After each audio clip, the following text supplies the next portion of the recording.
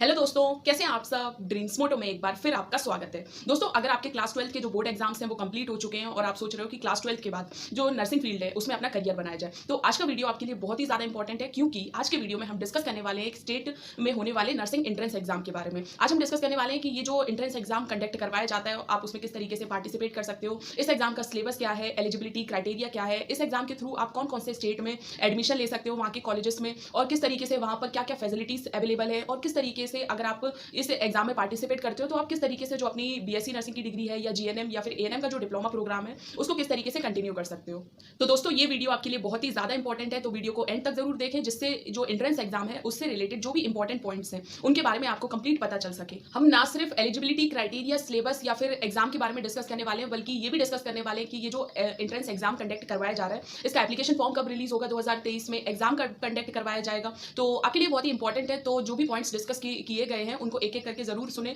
जिससे जो भी इंपॉर्टेंट इन्फॉर्मेशन है इस एग्जाम से रिलेटेड वो आपको पता चल सके। आज के वीडियो में जो हम एंट्रेंस एग्जाम के बारे में डिस्कस करने वाले हैं उसका नाम है CPNET, यानी combined pharmacy nursing entrance test. ये जो एंट्रेंस एग्जाम है वो एक स्टेट लेवल का एंट्रेंस एग्जाम है जो मेनली उत्तर प्रदेश में कंडक्ट करवाया जाता है। ठीक है, उत्तर प्रदेश जो स्टेट है उसमें ये एंट्रेंस एग्जाम कंडक्ट करवाया जाता है, और इस एंट्रेंस एग्जाम के थ्रू आप वहाँ के जो भी नर्सिंग के कॉलेजेस हैं, फार्मेसी के कॉलेजेस हैं, या फिर जो अदर पैरामेडिकल कोर्सेस हैं उनके जो भी कॉलेजेस हैं उनमें आप इस एंट्रेंस एग्जाम के थ्रू पार्टिसिपेट कर सकते हो। और वहाँ के अगर आप इस एंट्रेंस एग्जाम को क्रैक कर लेते हो तो आप वहाँ के जो भी पैरामेडिकल कोर्सेज से रिलेटेड या फार्मेसी या नर्सिंग से रिलेटेड जो भी कॉलेजेस हैं उनमें आप एडमिशन ले सकते हो और अपनी जो भी पर्टिकुलर डिग्री है उसको कंटिन्यू कर सकते हो। इस एग्जाम को मेनली UPMSU यानी Uttar Pradesh medical science university जो है उसके द्वारा कंडक्ट करवाया जाता है। इस एग्जाम के थ्रू आप क्या कर सकते हो कि जो वहाँ पर जितने भी जो पैरामेडिकल के लिए जो भी गवर्नमेंट कॉलेजेस अवेलेबल है, या फिर नर्सिंग के लिए जो भी गवर्नमेंट कॉलेजेस अवेलेबल है, या फिर फार्मेसी जो बी फार्मा वगैरह के लिए जो भी कॉलेजेस अवेलेबल है, वहाँ पर जो कॉलेजेस हैं उनमें आप एडमिशन ले सकते हो। और आप जो भी मतलब डिग्री कंटिन्यू करना चाहते हो BSc नर्सिंग की, GNM की, ANM की,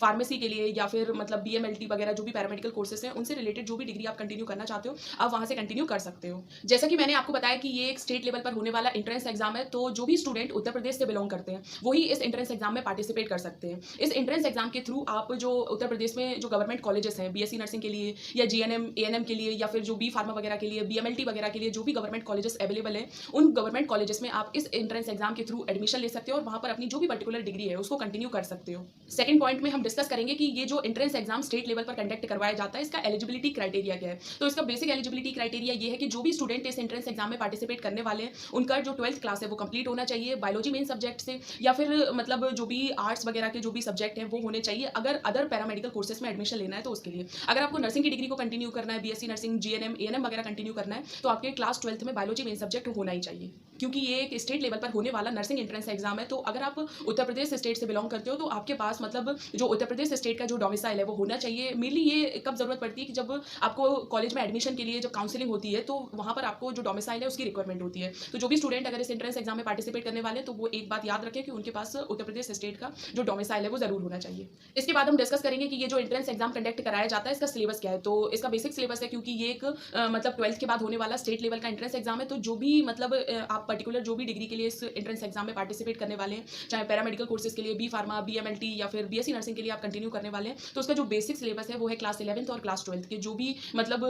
MCQs वगैरह जो भी आपसे